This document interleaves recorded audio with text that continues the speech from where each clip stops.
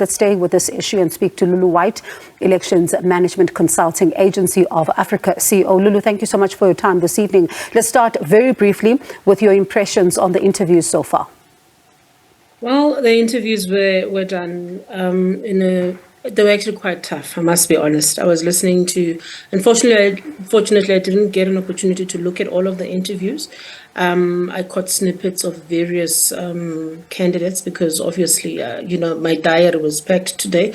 However, I did get the impression that the type of questions that were there were questions that were they were leveling the playing field. Whether you've been with the Electoral Commission or not with the Electoral Commission, you were able to basically give fair and positive responses. So in terms of the questions, the line of questioning is, though it was tough, I do believe that there were not questions that were specifically targeted at making sure that those that have exposure with the IEC are the only people that come to the top. And especially looking at the fact that, they were live streamed as well, speaking a lot about transparency there. But one of the candidates, Ms. Janet Love, someone who's very familiar with the work of the Commission, especially from inside, says that one of the challenges faced by the IEC in the run-up to the elections next year is a general sense of dissatisfaction in society. And I wonder how much of an issue is this for the body, and what are some of the challenges that it could pose?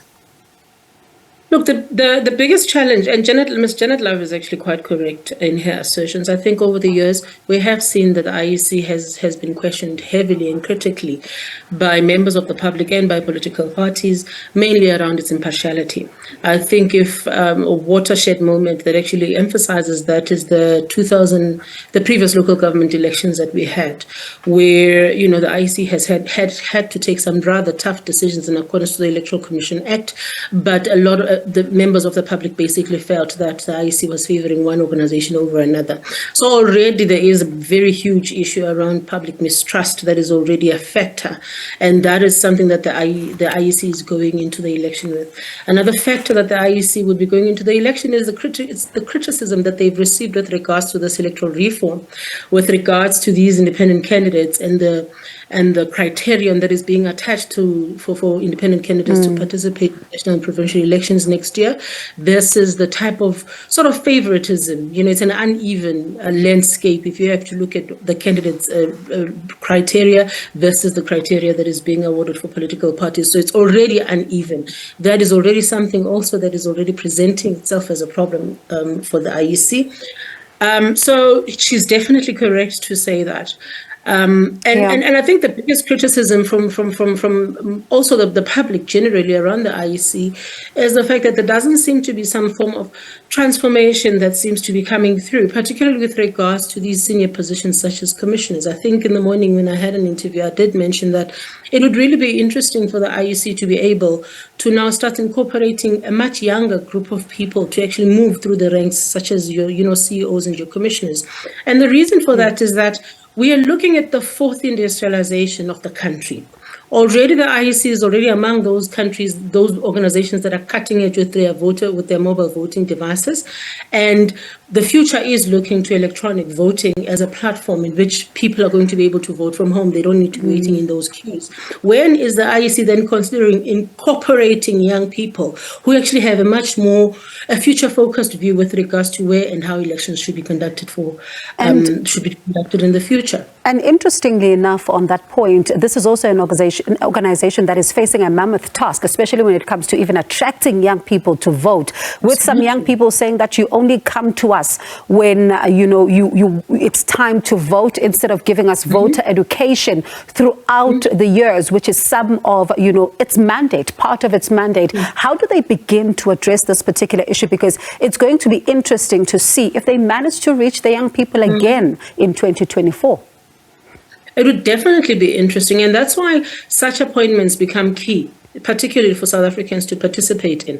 I mean, if you look at the process from the time when it actually started, the public was invited to make recommendations. The public, once recommendations were out, the names were published, the public was invited once again to make to give feedback and to criticize and to whatever with regards to have a chat with regards to these candidates or give objections or whatever the process is. So that speaks already to the transparency of the process.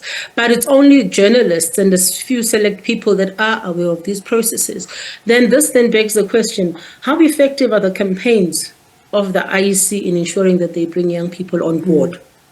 What type of measures are they putting in place to make sure that there's actually a drive and an urge from young people to actually understand these processes? Because honestly and technically, in my view, the IEC has enough people with experience within the elections industry. Perhaps it's time they look to a younger generation to actually carry them forward and be able to pass the baton. I mean, at some point, all organizations need to be focused. I mean, when you're looking at a place like a board, like a commission, they've got an executive and a commission.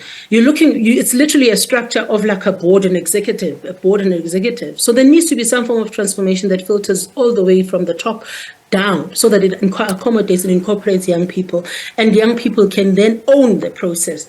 Right now, young people in South Africa feel like they are voting cattle. They are only required only when they are needed for their votes, whether it's political parties, whether it's the IEC. There's no expression that says to young people, you are part of the process. We will not be able to do anything for you without your contribution.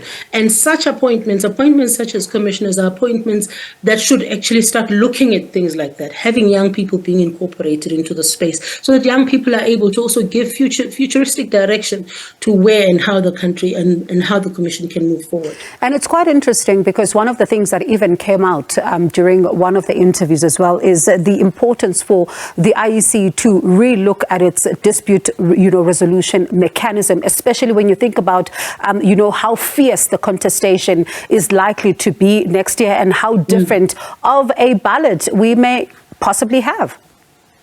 Absolutely. And obviously that already expands the scope. Look, if you look at the way the IEC has gone in terms of when the IEC started and when the Electoral Commission was first incepted, you look at all the different types of legislations that have had to come into effect. The New Nations landmark case was actually obviously among the last ones. We've had the legislation that speaks to party funding. How is party funding going to be managed with independent candidates? What has been the thought process around that? How are independents going to be incorporated? And what is the thought process in terms of ensuring that they are also, as people that will be participating, they are also accommodated by the legislation? And if they do actually get a seat in Parliament, what is the application in terms of them being given funds, just like political parties are being given funds? So there's actually the scope of what the IEC currently has grown vastly, which then means that the manner in which they also approach conflict resolution and conflict management needs to be at a completely different level to what they previously done.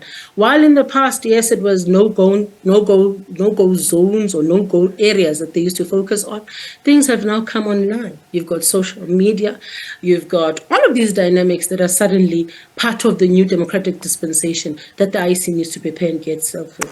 Lulu, I can listen to you the whole day as you break down some of these electoral processes. Really, one walks away from the interview with so much, having learned so much. Thank you so much for that. Do appreciate your time. That is Lulu White, Elections Management Consulting Agency of Africa CEO.